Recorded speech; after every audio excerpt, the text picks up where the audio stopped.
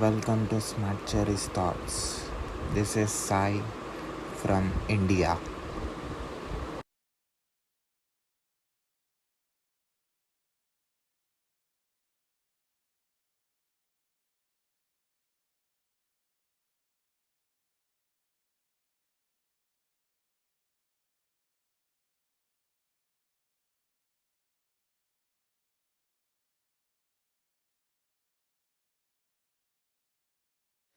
Excellent.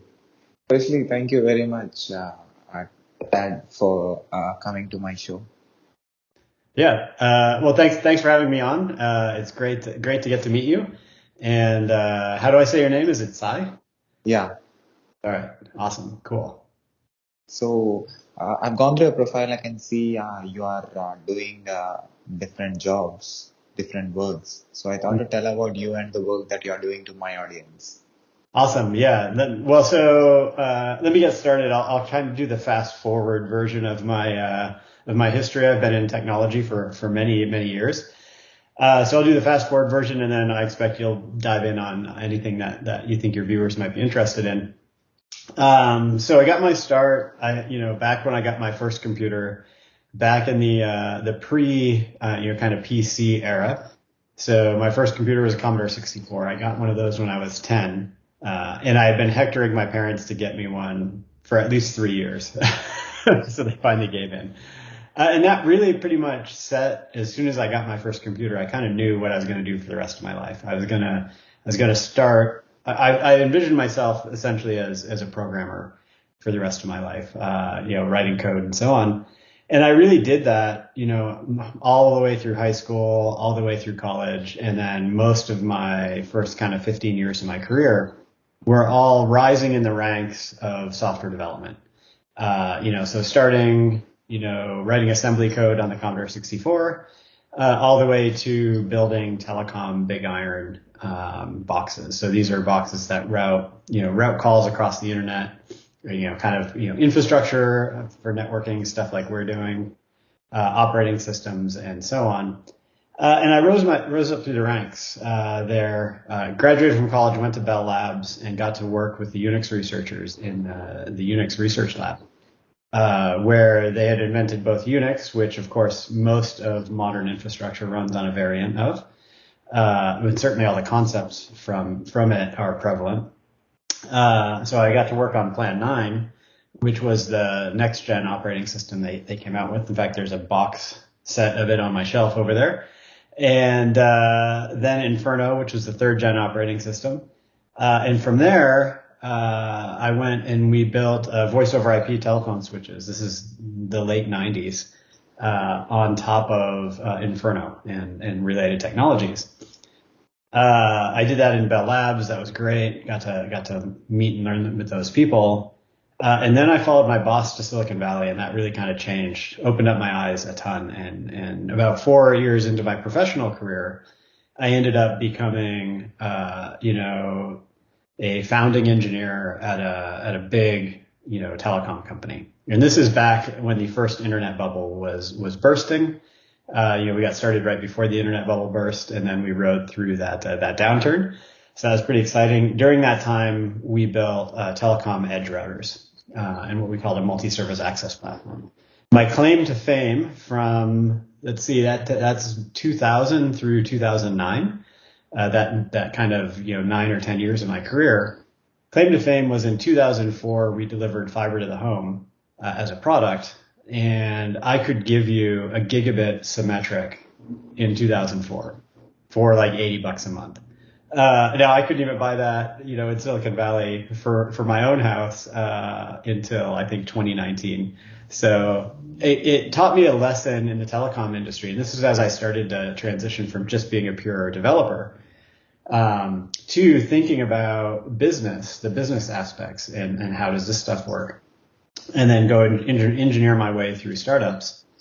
The really interesting thing is, despite us delivering this amazing technology, in 2004, and then it being more than a decade before I could buy it, commercially myself as a customer, I realized the telecom industry moves super slow and has got a ton of regulation. and the incentive structure is not well aligned to give with between the companies what makes them money and what consumers need. And so I decided to move on to a new industry because structurally it's there's a lot of government regulation and so on, and it's pretty hard to influence that market. So after that, I built a storage company, a data storage company, and you can see, I don't know if you can see on my shelf, that's a hard disk drive pack from back in the day when hard drives were the size of washing machines. So pretty fun. And then that box on top of my shelf, that's the first product we shipped from my company, Exablocks, which is about that device holds about 80 terabytes. It looks like a piece of home stereo equipment, but indeed it's an enterprise piece of infrastructure. So pretty cool. That was a real learning experience for me, building a company that delivers a product to enterprise rather than being the person, in the code every day building the actual software. And it was challenging and it was hard. And mad props to my team who stayed with me despite, my flaws and as I was learning how to do that. And eventually, after about 6 or 7 years, that company got to a really great state. We built that up to about 60 people. And we sold that company to StorageCraft, which is another data storage company that services the same market. It was a great partnership with them. And I moved on to Google Cloud. And this is almost the most recent thing in my career. I wanted to accomplish a couple things by going to Google. The main one being Google Cloud was pretty new in the hyperscaler market at the time. This is 2016. And it had made a good play on App Engine, which was platform as a service and kind of the precursor to all the serverless offerings that you might see out in this space as well. But I felt like it was missing some key pieces of technology that enterprise needed in order to actually move into public cloud from their own data centers. So I ended up bringing to market something called FileStore, which was file storage solutions for Google Cloud, which made a lot of sense given I came from a company that built a file storage product. I had spent the prior 6 or 7 years of my life becoming a deep expert in that space. And so what we did is we brought to market a product, we acquired a company, we grew the team, and by the time I left in 2021, we had built that business up to a really important business for Google Cloud. And the team had grown to somewhere north of 120 people. Most of that came, or about half of that came through the acquisition, and then we continued hiring just to grow. And we delivered 3 products in that space. So we built from nothing, kind of like a startup inside a large company even. We went from nothing to a whole portfolio of file storage products for Google Cloud, and we unblocked a whole bunch of enterprise adoption, which worked out really, really well. And after I felt like I got that into a good spot, I switched to Gradient Ventures, which is Google's seed stage venture fund. And in that role, I'm an entrepreneur at heart, and working in a very, very large company was awesome because there's so many resources behind what you're doing.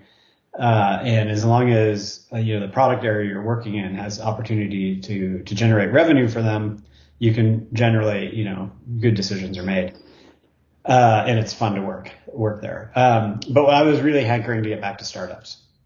So Gradient Ventures was great because I had a role where I was a product management partner and chief resident.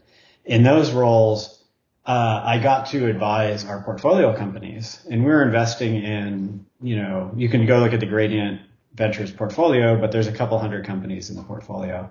So I got to go, instead of thinking about large product portfolios, I got to go back to my roots in startups and think a lot about and help companies with their product market fit and go to market strategies as they were launching new products to market. Kind of more the MVP, and let's prove there's a product here, and let's pivot until we find something that sticks, and now let's figure out how to scale that.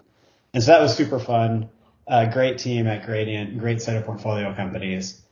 Really great exit while I was there with Streamlit, got acquired by Snowflake. That was one of our portfolio companies. And so that was super exciting to watch that process from the investor side instead of from the company, the entrepreneur side or the acquirer side. So now the really interesting thing about my career is not only have I built the products, but now I've also acquired a company. I've been acquired, and I've looked at how it works from the investment side. So I have a really holistic view of how best to build companies and how that might be useful for folks. And then the most recent thing, and then I'll stop talking and let you ask some questions. The most recent thing is we have a 9-year-old son that's super into Minecraft. And so when I left Gradient Ventures, what we decided to do is there were no great services for parents to help their kids play Minecraft online with their friends. And so what we embarked on is we built a business called mcplaydates.com.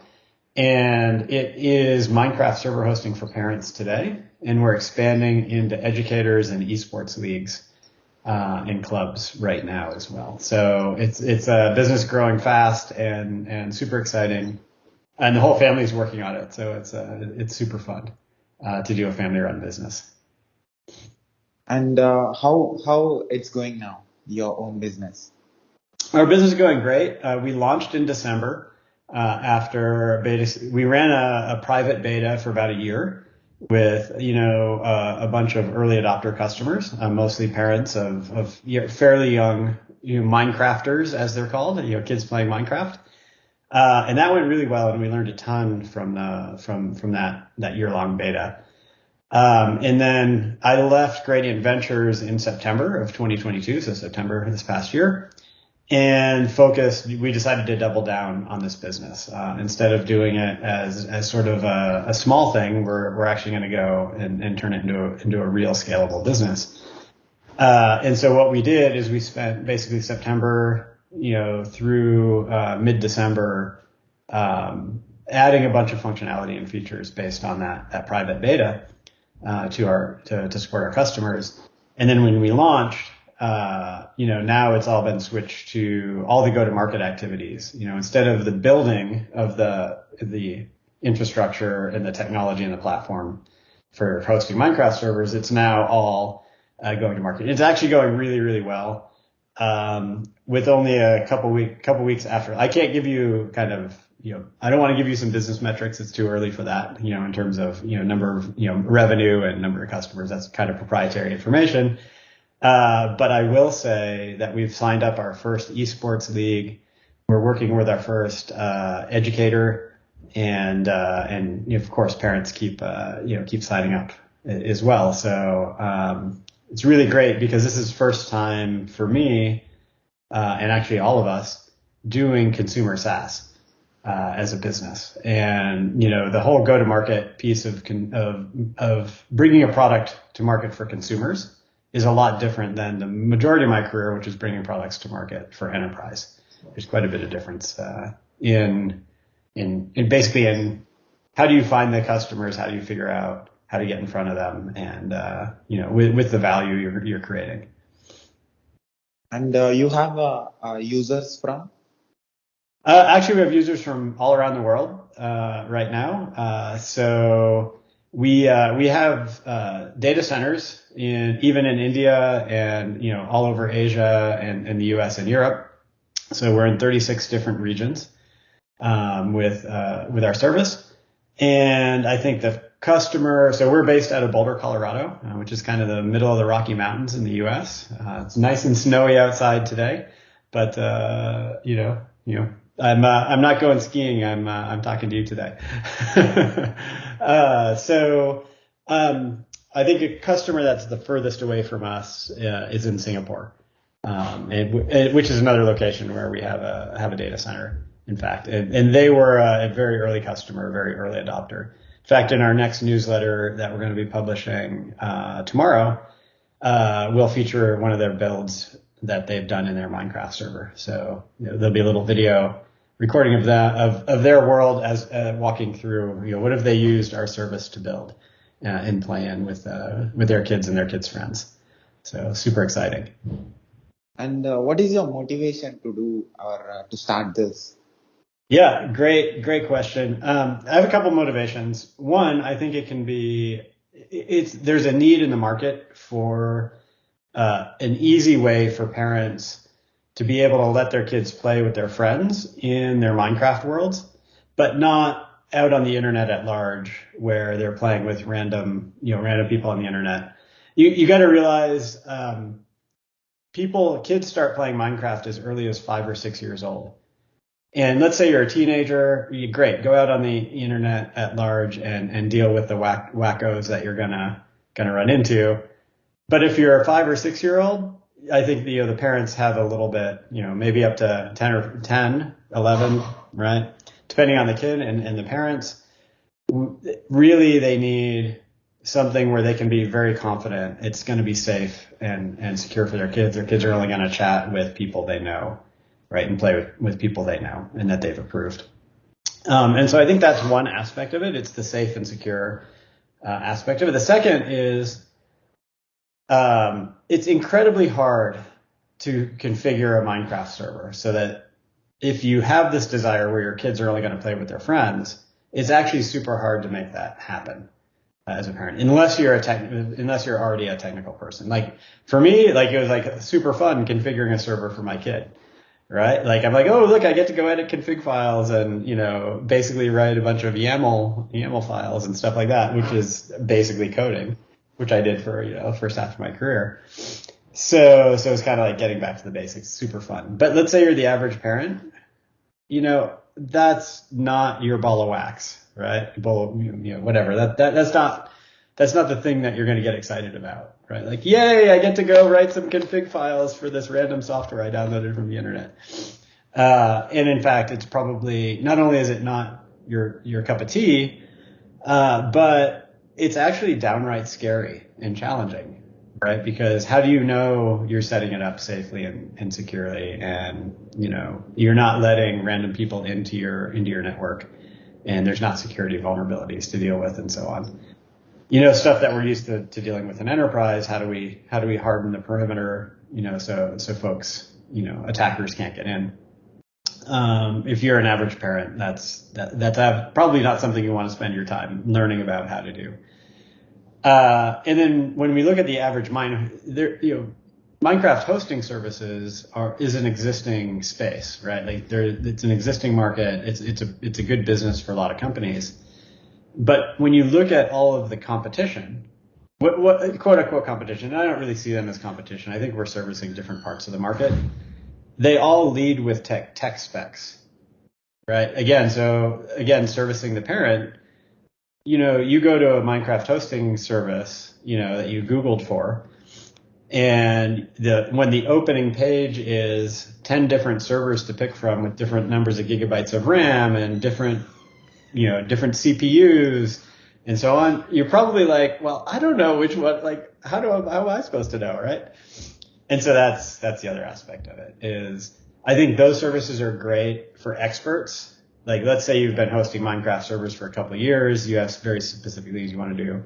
You want to set up a tournament and you understand all that technology because you've had a bunch of experience. Great. Like, go use one of those services. I think they're going to be awesome for that. They're going to give you a more low level access into the infrastructure to set it up. But if you're the parent that wants their kids to play with their friends, all they should have to do is say, let my kid play with my friend with the friends, and here's their gamer tags, right? Like, here's who they can play with, and maybe here's what times they can play, right? If you notice, none of that is technology. All of that it's all about the goal you're trying to achieve, right? Like, let my kid play with these people at these times. And that's our goal, is to be super simple. So that's all you have to do. So there is two persons in you, an entrepreneur as a person, and also a builder, a software builder. Exactly. So talking with people is different from talking with computer. So you It did both. is. And in fact, I have a great analogy here from starting my first business.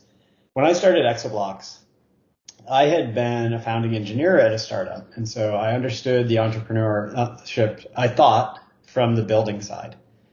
I was, a bunch of other people in our venture-backed startup were responsible kind of defining the product, and it was my job to make it reality, right? And that was a lot of fun. When I started my company, what I realized is I had spent my entire career talking to computers, and I'm an introvert. And so, when it came to what do I have to do to actually build a company and to go recruit a team and, to go talk to customers and bring that, you do the customer discovery, figure out what features and functionality they need, what's lacking in the market and so on.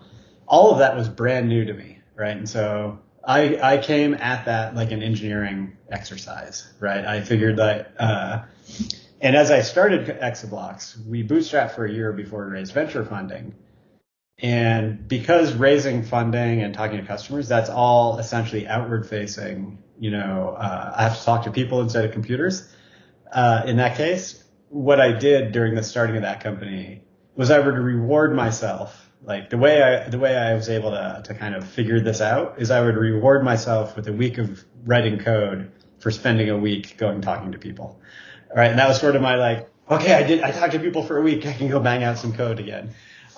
Which was awesome. And eventually, of course, that turned into, I really understand how this, how to do that and so on.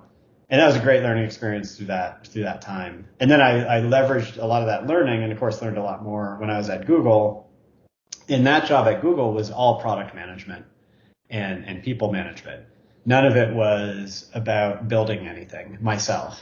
It was about specifying, talking to customers and bringing that data back to the team and then helping the organization decide what that team needed to look like in order to succeed in that market.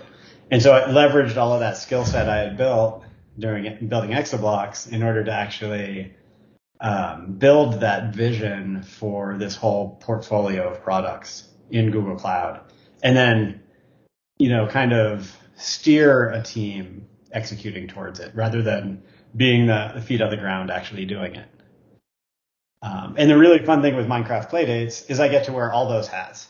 So in Minecraft Playdates, it's not only am I, out doing customer discovery, which is 90% of my day right now, in the average day, but it's also then taking that data back and then going to, flesh out the product and build the product out to make sure, and the service to make sure it's going to be able to deliver on those things the customers have told me they need. And so it's super fun because I get to wear all the hats. And it's also super fun because this is a family business instead of a venture-backed business. And so, the whole family is chipping in. My son does play testing. You'll see a video on our website that he published about that's going to go live this weekend about how to survive your first night in survival Minecraft. Where the mobs are out to get you. So, video that my son published, put together and scripted. My wife is doing a lot of our content and helping on the customer and kind of prospecting side, and so it's actually super fun. We get to all do this together. So all this experience, being in technology, working in different roles. So can I say everything that you did in the past, you collected that and you created something today, which is making you get success?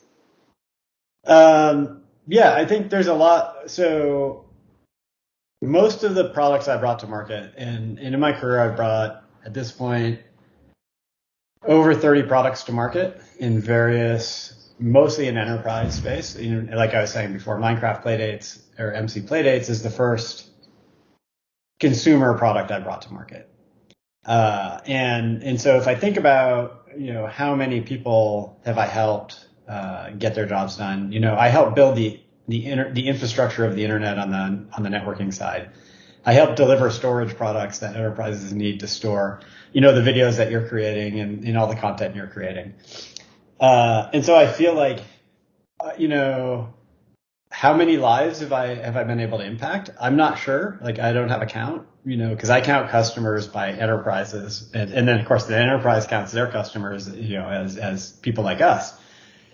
But again, telecom, storage, hyperscale compute, I think those are three main technologies that underpin a lot of the world today.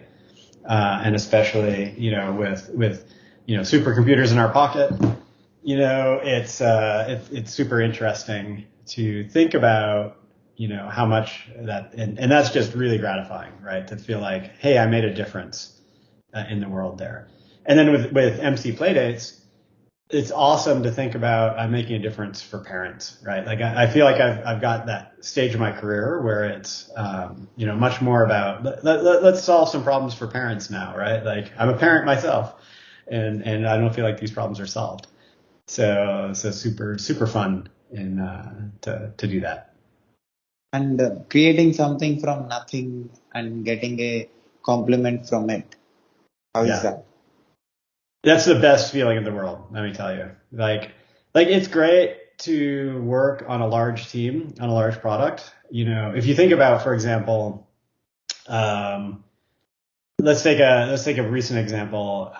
Let's say you're working for SpaceX and you were responsible for, building the Dragon crew capsule, right? So you're responsible for some component in that, maybe a screen or maybe a seat or an armrest or something like that, right? Like, wow, like super amazing. Like your stuff's flying into space. It's like people are going to go to Mars on that, right? Like you're servicing the International Space Station. Really awesome, awesome technology. A great feeling, right?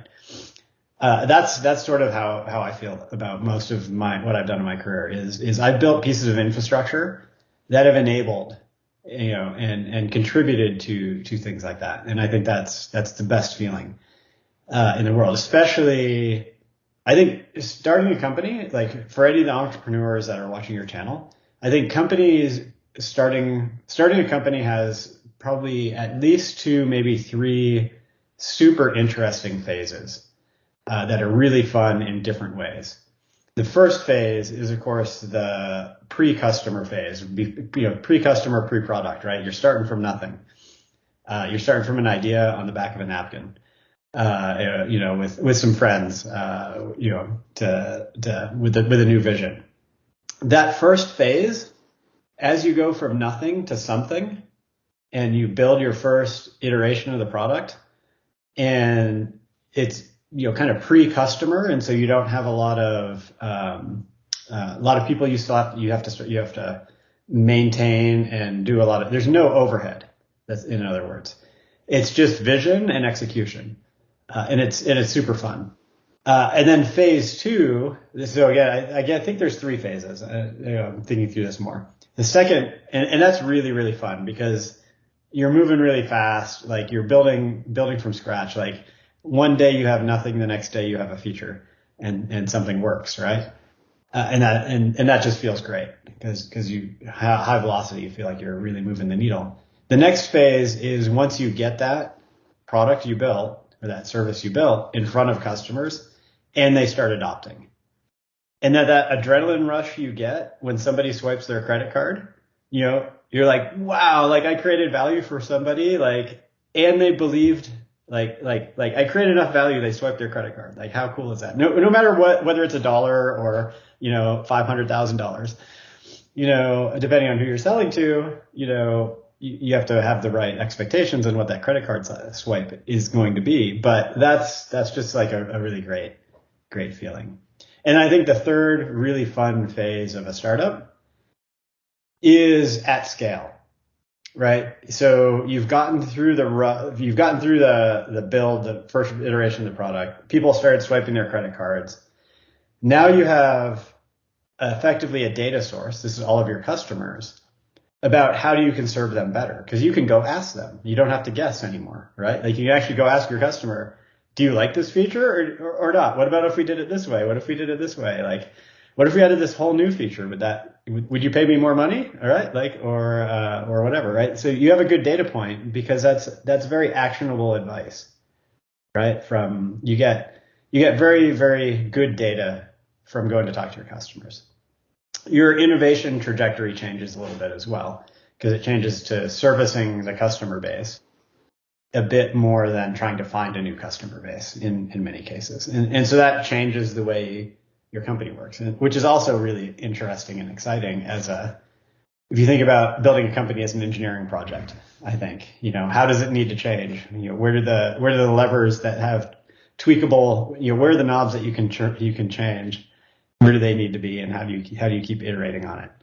And then the third phase is once you get to scale, and now it becomes a lot more about keeping the team aligned to the vision and making sure the company is remaining relevant in the space, right? And so in that case, it's all about growth, and it's about how do you manage growth so that you're a great place to work for your employees, as well as how do you deliver huge value for your customers, right? So that navigating that at scale, you can imagine, let's say you're a 1,000 person company or you're a 100,000 person company, the things you need to do to make sure that your employees have a great place to work are going to be very different at those two scales versus, a 3-person company. 3-person company, right? Like everyone can talk to everybody. So it's pretty straightforward. But, at 50 or 60 people, that changes. You can't really, have a personal relationship with all 60 people in your company, that's super deep. And then imagine you're 1,000 or 100,000. It's just not even practical to even try. Right. At that stage. I think there's some research that says, an average human can have about 150, kind of close connections that they can maintain. Right. And so if you see your life as walking through a ever shifting pattern of about 150 people, it's, and how many of those are you going to dedicate to your professional life versus your personal life? That's pretty interesting, I think. So you have created something that works between parents and children. And I can understand working in different companies and different roles, understanding the product management, sales, Yep. business aspect of the technology, as well as the development of a product. So can I say you understand the emotion and the logic? Yeah, I think that's a good way to put it. The emotion and the logic are both critical. You have to service both. It's not enough to solve somebody's problem.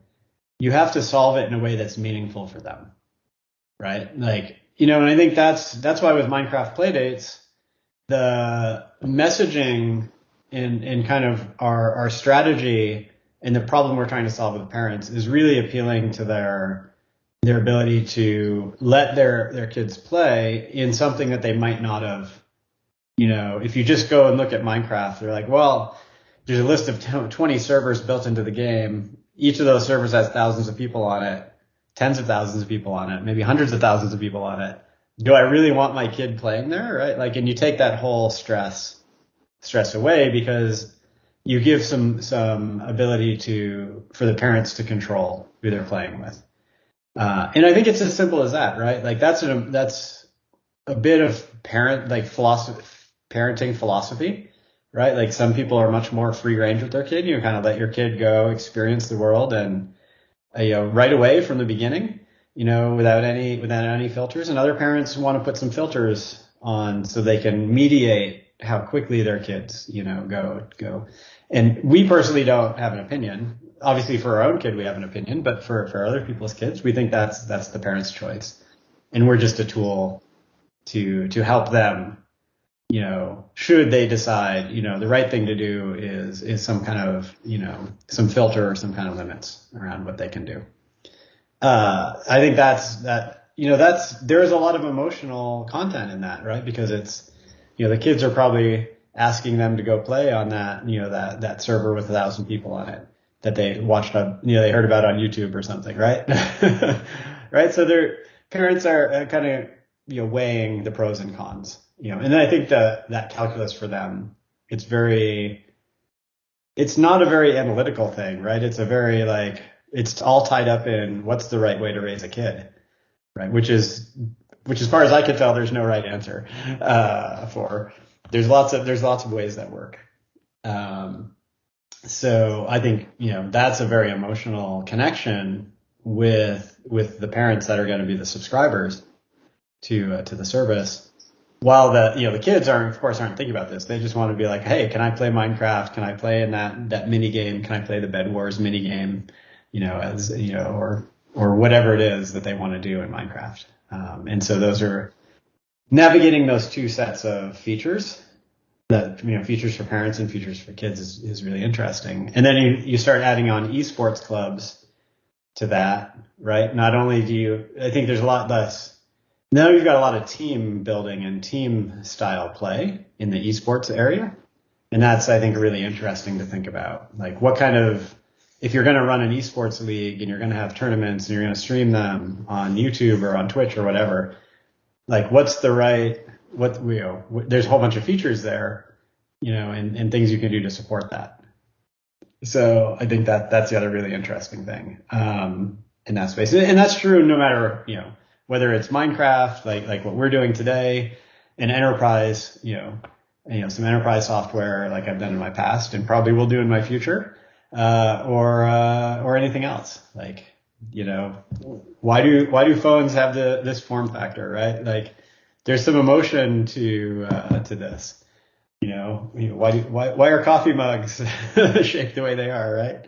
Like, there's an emotional and a bunch of features there from a consumption basis, right? So it's both. It's really interesting to navigate the emotional content of a product and how it feels to somebody, in addition to, does it get the job done that they're trying to get done with it? Is this a good mug to deliver my coffee? It turns out I like this mug a lot, so it's the one I almost always use, and I have 5 mugs in the cupboard. So it must do something right. And it's not easy for you to reach everywhere. Can I say you have understood what exactly works? Not sure I completely understand your question, but I'll give it an attempt. It's really hard to reach everywhere. Completely agree, especially as a startup. In the entrepreneurship journey, one of the lessons I've learned is, effectively, depending on how much funding and capital, quote unquote capital, you can throw at something, it sort of defines the approach you need to take.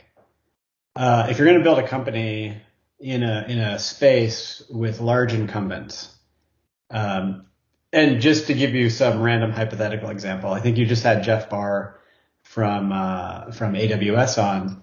Obviously, AWS is an amazing business, really mad props, and Jeff's a great guy.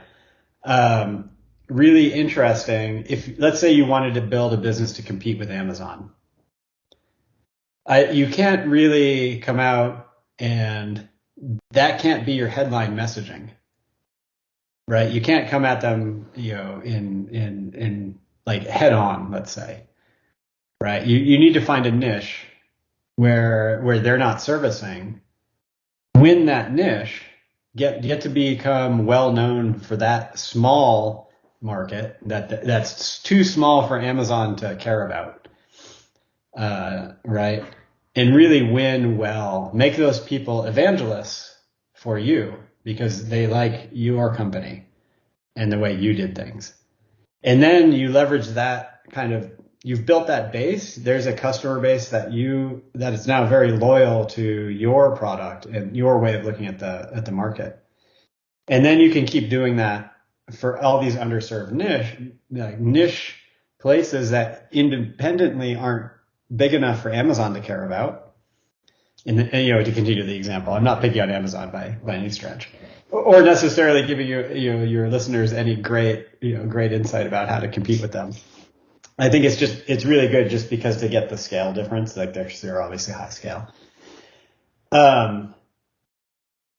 It's hard to attack head on, because if you attack a company head on in the space that they're the dominant player in, they have the resources to basically outcompete you with that customer. For every advertisement you put out, they can put out 10 that say the opposite, right? And who's going to win in that game? Clearly, whoever's spending more money, and they're going to have to be able to spend more money than you. And so that's why a more subtle approach is typically necessary, right? Is find an underserved market. In my case today, that underserved market is parents of kids that want to play Minecraft. Mostly because all the other Minecraft server hosting companies aren't focused on them.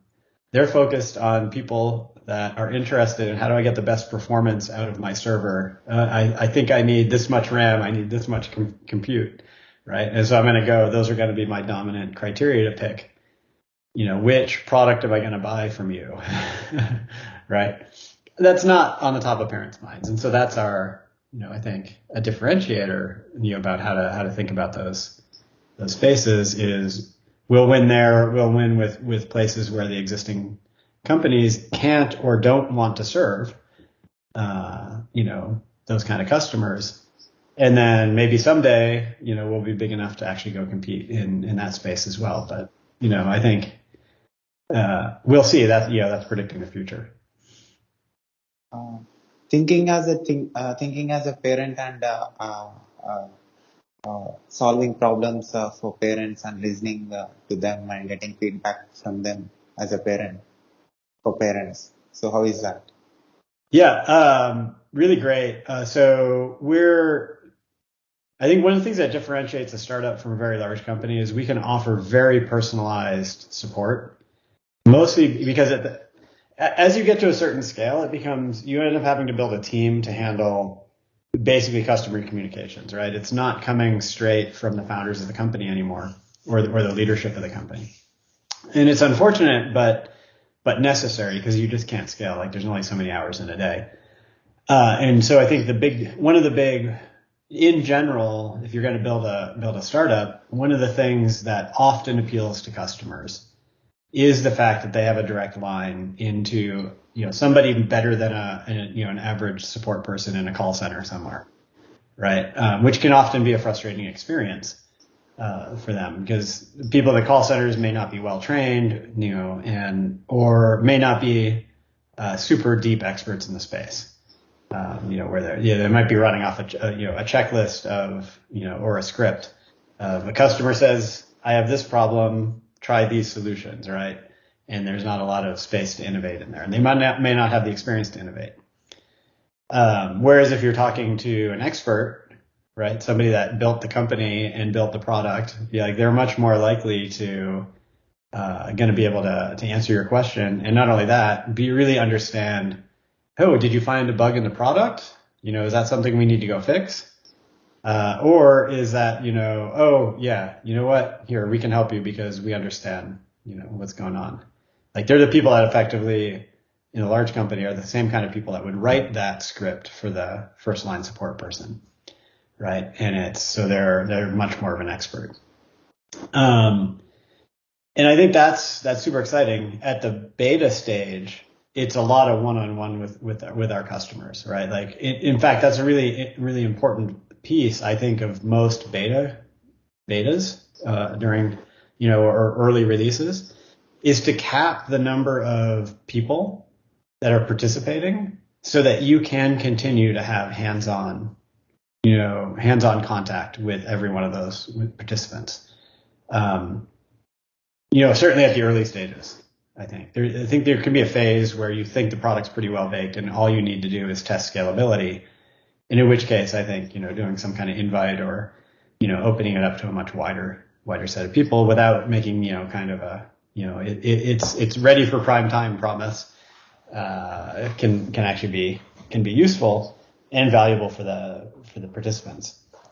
But yeah, it's been really fun, talking to parents in Singapore, talking to parents, in Europe, talking to parents, all over in the US, of course, and, helping them let their kids have fun, right? Like it's been really fulfilling.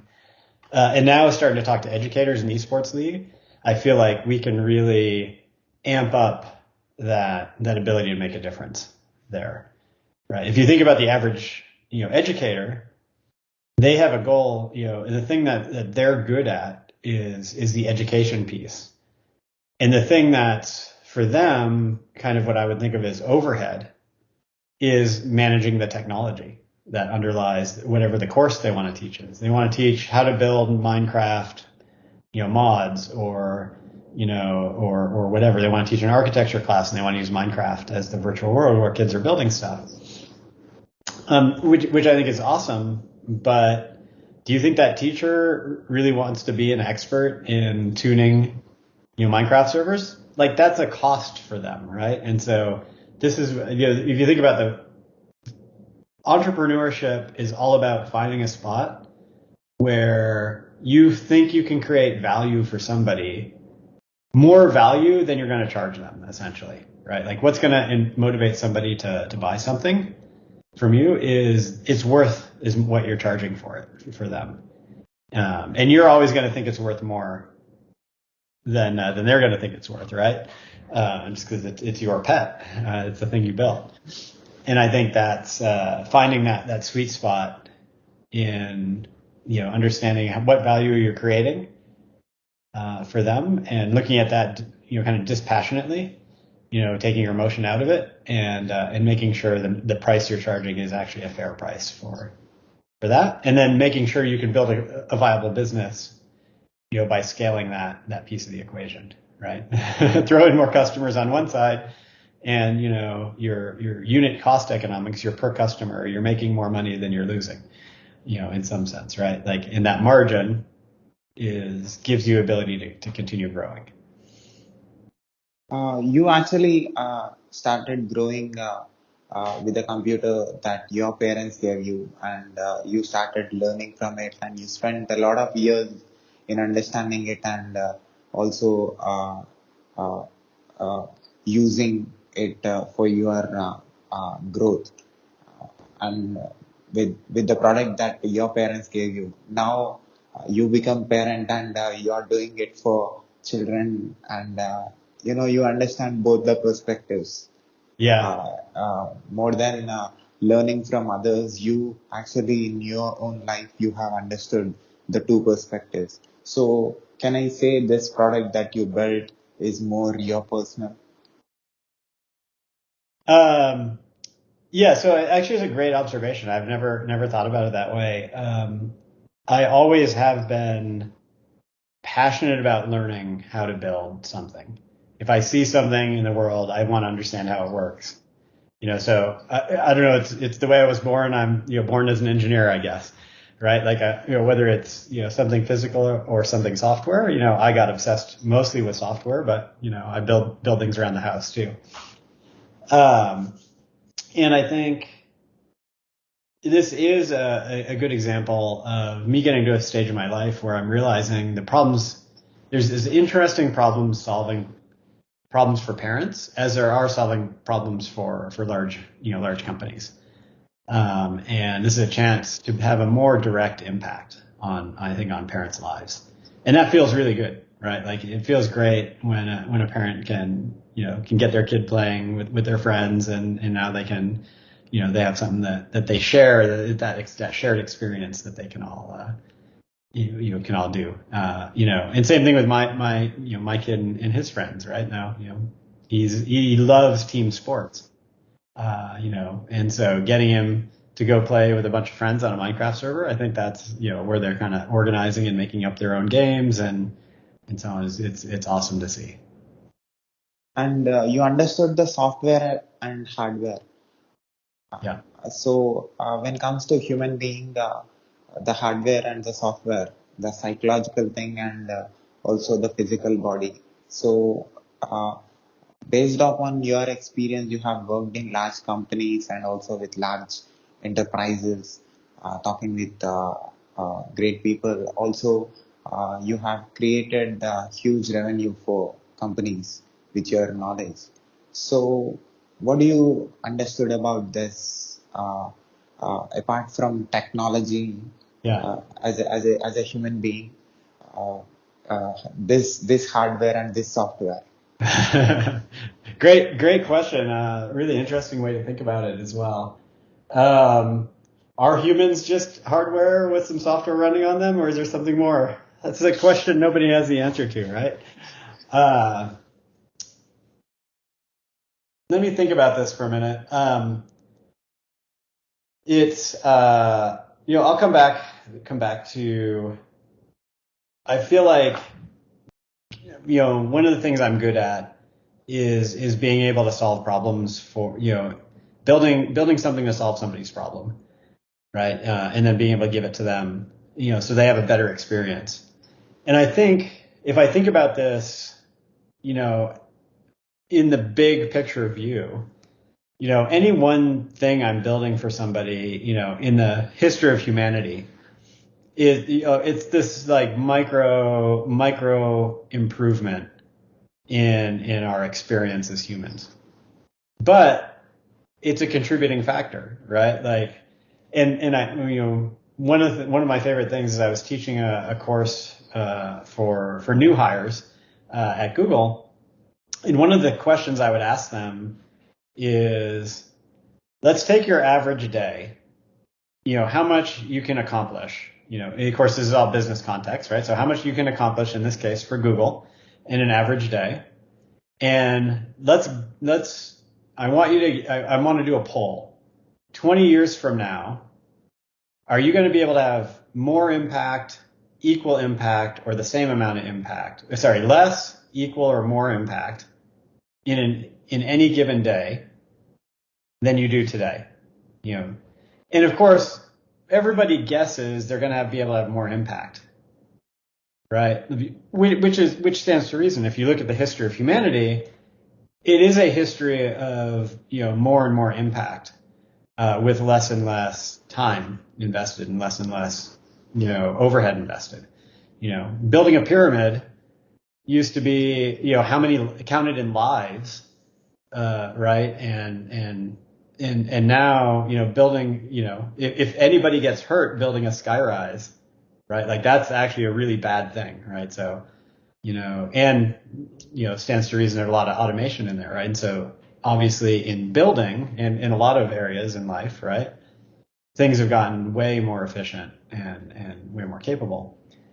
And so I like to think that the things I've been able to deliver and will continue to deliver over my career are incremental steps into making us, much more, have much more, be able to focus our energies much more in the future. Even after today, post product, I can focus my energies as a parent much more on, other things than managing Minecraft servers, right? Like just to bring it back to today's example. But overall, my whole career is let's make it better for people to communicate more easily, store things more easily, retrieve them. All of these are incremental steps in making people more productive and be able to focus much more on things they care about and less on, what I would say the infrastructure of life, or business. If the average person in the medieval time had to probably spend 4 or 8 hours a day, just to exist, just to, get themselves in a position where they could exist through the winter or for the next season or whatever, right? Hard work in the fields to harvest the food and so on. And humanity as a whole, like the average person, mostly, in many cases, there's still disparity here. Of course, it's a big problem, but most people, the most people in the world that are in a position where they don't have to worry about that kind of thing as kind of number one stress in their life, right? It's maybe it's not a stress at all yet, but we're working on it. But for most people, it's not the number one, and I think that's you just kind of keep projecting that out year after year, decade after decade, eon after eon. I think we end up in a really good place, based on incremental advancements that people like you and me are making in the world. So Today you're contributing, you're giving service, and you're helping people.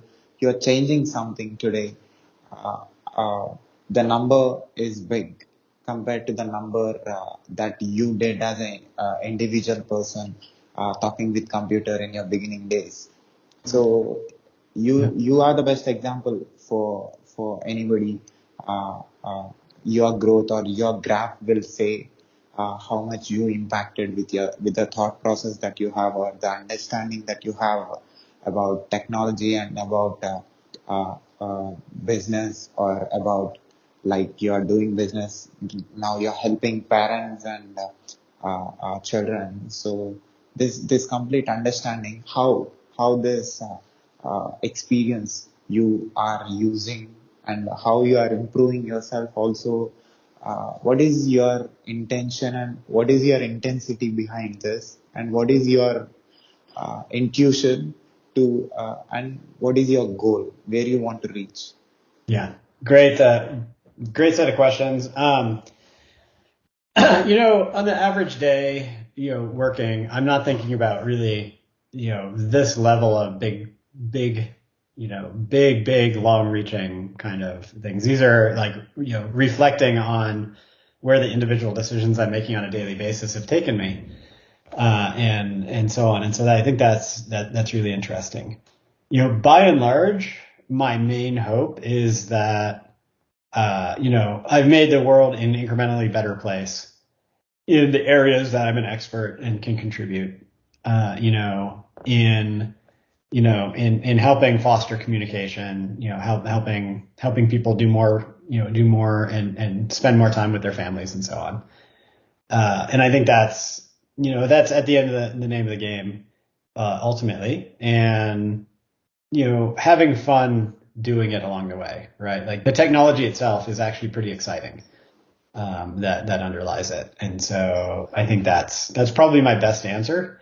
You know, uh, I don't know when, I'm only a little bit gray right now so I've still got a bunch of years to think about, what's my legacy.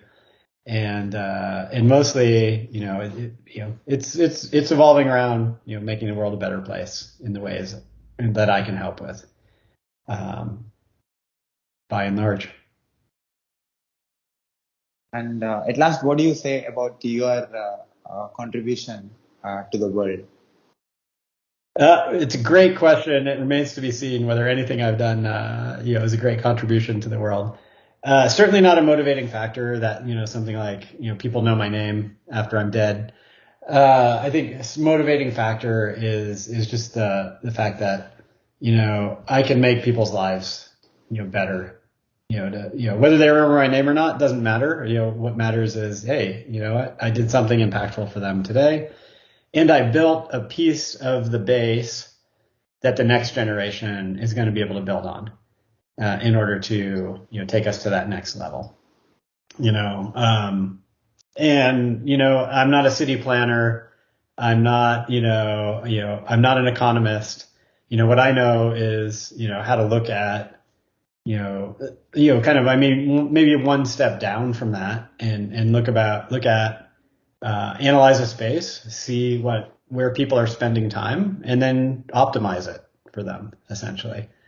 I think that's what I'm good at, is coming up with solutions to make things better, than the way you used to do it. So that's sort of what I hope. And hey, having fun building a family business along the way, I think is one of those things I hadn't done before. I'd always kept business and personal life pretty separate.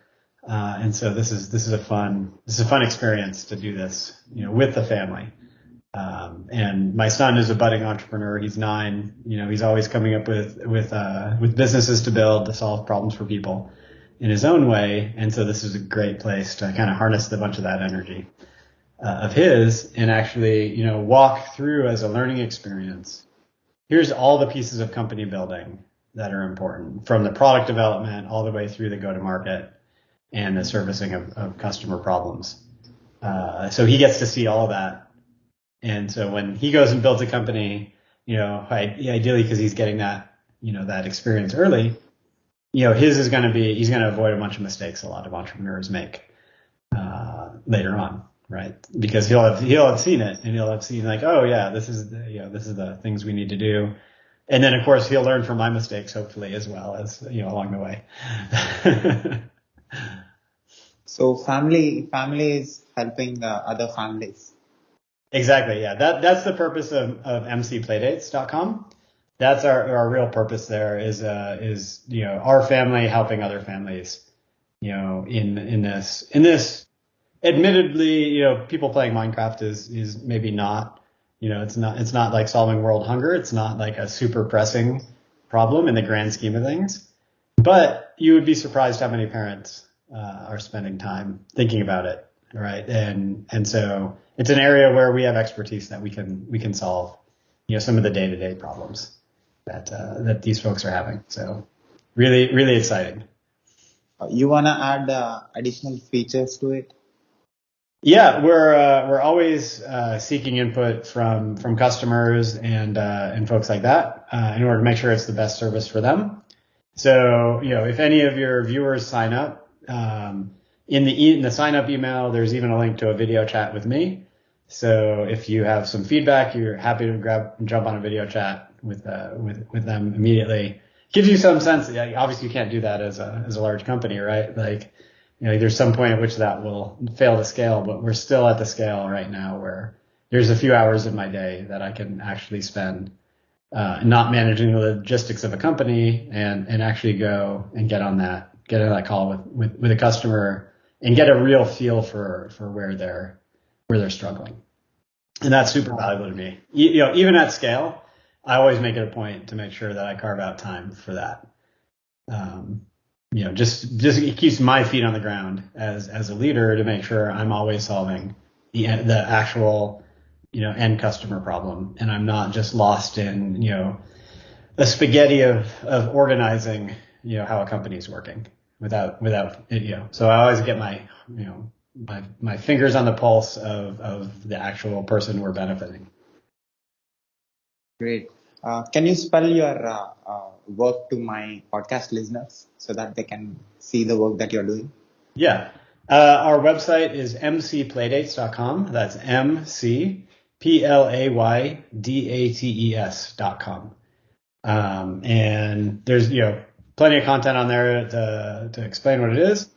And there's a place that, if they're curious, there's a mailing list they can just sign up for. And we'll, send them a note once or twice a month about what we're up to. And then of course you can subscribe and, send a support request or whatever, and you get, that lands right in my inbox right now. I'll put your links in the description of this video on YouTube. People who can see the video on YouTube can see your links. And also I'll put on the screen as well. They can see the entire conversation, your links. So Great. as an entrepreneur, as a person who worked in different organizations and now owning the family business. So what is your observation about my work? Have you seen any videos of mine on YouTube? And also my questioning in this conversation. Yeah. Jeff Barr is a great, I think one of the ones I just watched recently. That's the one that's top of mind.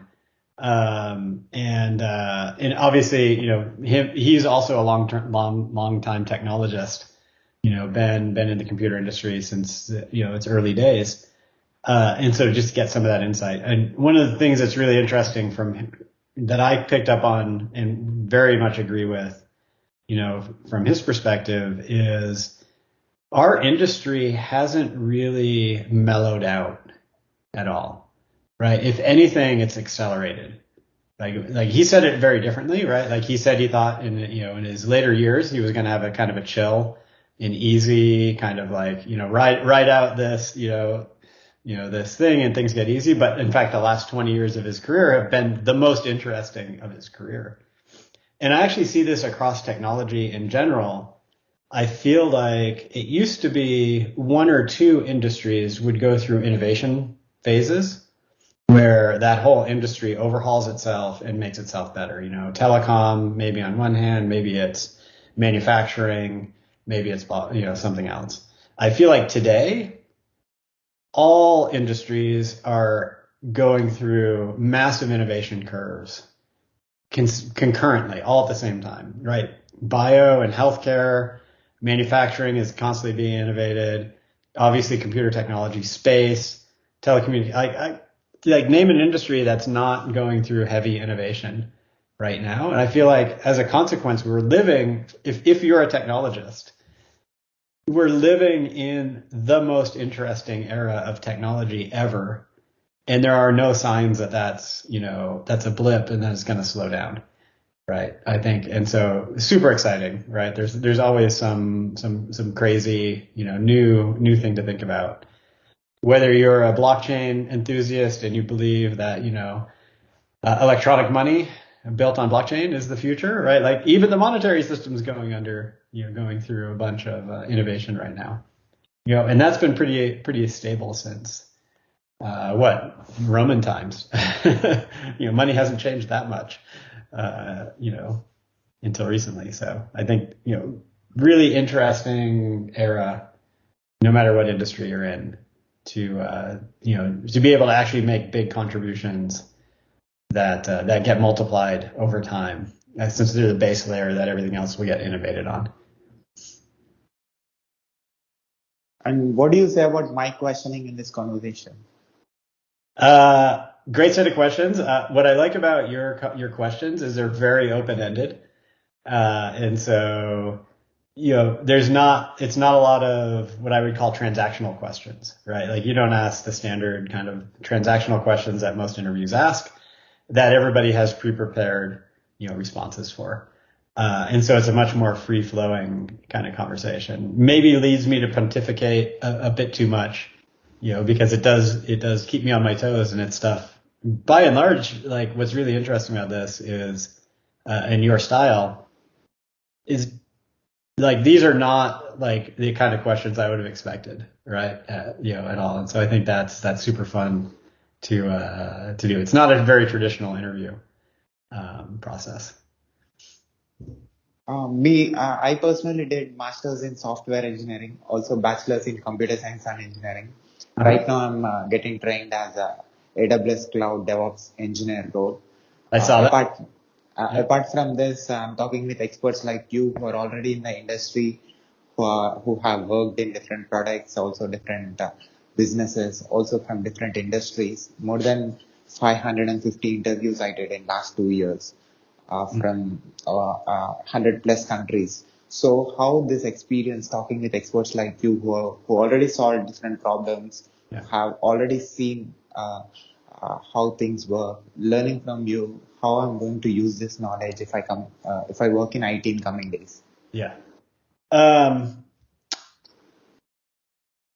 Short answer, I have a couple answers here, and I think there's a couple of things important to early on in a career. And if you're familiar with the idea of compounding interest in something, I think that really is applicable in your career as well. I think it's important early in your career to pick up something you're really excited about and really get to the heart of it, right? Like feel like you fully understand the space. In a lot of ways, that's really important, and that probably takes 3 to 5 years of deeply doing that job. In the case of what you mentioned, doing that DevOps kind of job, in a meaningful way for I think extended period of time. Because what you realize at the end of what I realized coming out of the end of the start of my career, when I kind of transitioned to the more senior phase of my career, was during that time I was able to build a toolbox of techniques that meant that most of the day-to-day stuff was sort of at subconscious level. I didn't really think about how to do the job so much as I had to think about, what is it that I need to deliver? And then I was pretty confident I could deliver it, right? At a certain scale. But in order to build that toolbox, have that set of tools that you can just apply instead of developing the tools and then applying the tools, just makes you that you have a much deeper understanding of your space. And so I think that's very hard to do if you're constantly. A lot of people do have a lot of interest, but if you don't actually spend that 3 to 5 years picking one of them and kind of deep diving into it, it's going to be hard later in life to have built the depth of experience that will lead to you being super confident in a given area, right? Like, so let's say today you're doing DevOps engineering and I don't know, 10 years from now, you want to start a DevOps company, right? the people you need to hire, how are you going to evaluate them if you've been jumping around and kind of, don't have deep expertise in the space, right? And so I think that's one way to see it, right? Because what you're going to want to do is going to evolve over time. But I think what you're doing with YouTube is a great example and of a couple things in the entrepreneurship journey. One, it's something you're super passionate about, and you can tell that because you have done a ton of interviews. And two, I think the other really interesting thing about it is you found a niche where nobody else is focusing, right? Which is, I'm an average contributor in this technology ecosystem. And I don't think I've seen a lot of other averagely successful, let's call it, contributors, on a lot of other channels. And so I think you found a niche of finding an ecosystem and talking to people that are responsible for a lot of the success of that space, but may not be the name brands that you've heard about, right? And I think that's like a great, that's a great way to break in and to establish your niche and your learning experience about how to run these interviews and so on, and then use that to leverage it in whatever you want the channel to become, right? And so I think that's taking that same kind of concept and applying that over and over again throughout your career, in different areas. That deep dive phase where you figure all that out and you get to the heart of it, and then you execute it for a while and you figure out where the failure modes are and where you have to tweak and tune in order to avoid them. That process that you learn deep diving the first time, applying it effectively, you would just end up applying it over and over again in your career, except the scale that you're executing at is bigger.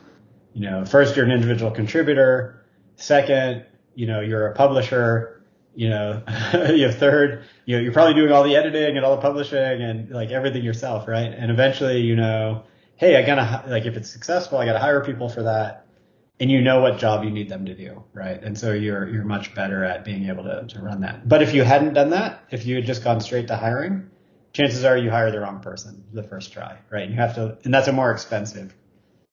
You can still learn from it, but I think it's the more expensive way to learn, unless you have a big, large pool of capital that enables you to learn that way. But most people don't, So I think that's the fun. It's an expensive observation that I got earlier. Exactly, right? Like, how long have you been doing the channel? I think it's been like three years or something. Yeah. Almost 3 years. Yeah. Yeah. So yeah, I think and let me turn it around and ask you a question. Like, what's from the 3 years worth of running this, if you could distill it down into one key learning, what's the biggest one? To see different human beings talking about different things in different ways and in different styles, having completely different backgrounds and experiences. So every time when I listen to a new person, they talk something that didn't happen in other person's life. Whatever the problem they say, that is, if they say 10 problems, at least 1 or 2 problems will be different. So 8 problems I will listen from everybody, but those 2 problems I can carry with me. I think that's like, I'm not sure if this was your intent when you started the channel, or if it was like you just really interested in what people were thinking. But if you think about what you just said, that's going to be true for your career as well. No matter what you do, 8 out of 10 things you have to do are going to be the same things anyone would have to do in that space, right? And then there's two of those 8 are going to be where you can innovate, right? And I think, and that's that, like, having, you probably know what they all are. I haven't watched enough of your videos yet, but I watched I listened to a podcast, 20-minute VC, which I don't know if you're familiar with this channel. The guy started it when he was 19 years old. He wanted to become a VC, a venture capitalist. And so his idea was, I'm going to go interview venture capitalists and make a 20-minute podcast, on for each one I interview.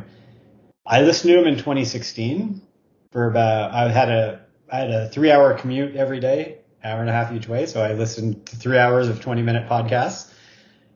He had interviewed, I think, 6,000 venture capitalists by this point. I listened to probably 2,000 of those interviews.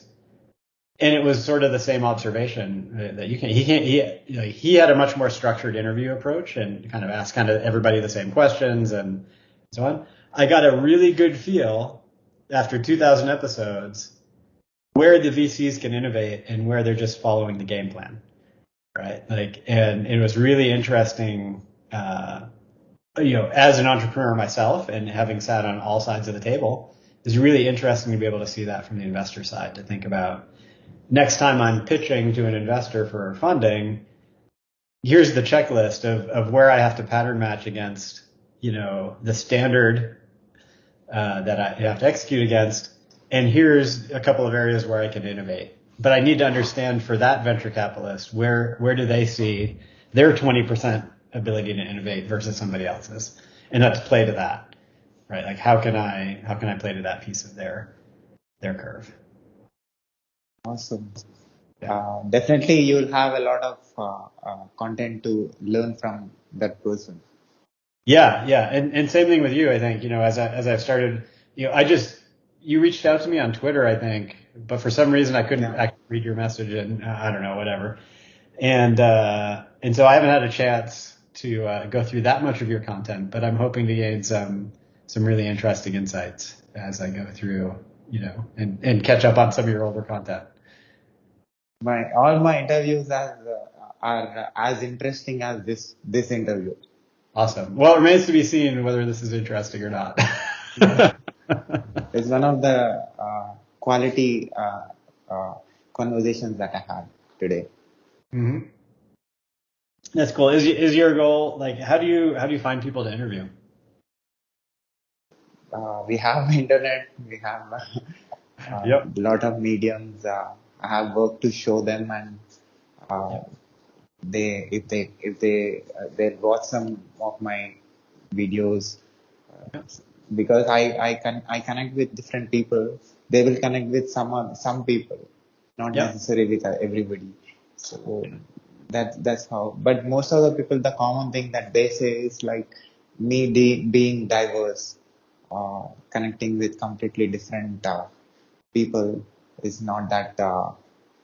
They say that you have some great communication style that is connecting with everybody. So keep doing what you're doing. Like even when I interviewed a person from NASA, Yep. who works in NASA, I asked him about the communication that happens in ISS, or how much far we as a human beings have sent some information, Yep. and when we are going to achieve the light speed, Yep. these kind of questions. So that makes them think. It definitely, yeah, yeah, yeah. Lots of challenges with the physics, I think, Yeah. to deal with there. Cool. Can I put this video on my YouTube channel with your permission? Yeah, definitely. Yes. And also, can I put this audio and video clip on my podcast, website, internet, social media, everywhere with your permission? Yep. And we send out newsletters with Minecraft Playdates from time to time. Is it okay if I link to your content on? Yeah, definitely. All right, cool. Should help you with with viewership and should help us as well, right? Get our name out there. So Yeah, definitely. I'll put this interview on my website as well. All my 10 podcast platforms with YouTube links, and also your biodata, your company, your work, everything will be there on my site as well. They can see who visits. Yeah, sounds great. Thanks, Ted, for your valuable time and your valuable words. Definitely, what you're doing will reach maximum people, because what I understood is you're not just a technologist. You're also a parent who has personal emotions which are connected with the product that you're building. So definitely, it will reach everywhere. Yeah.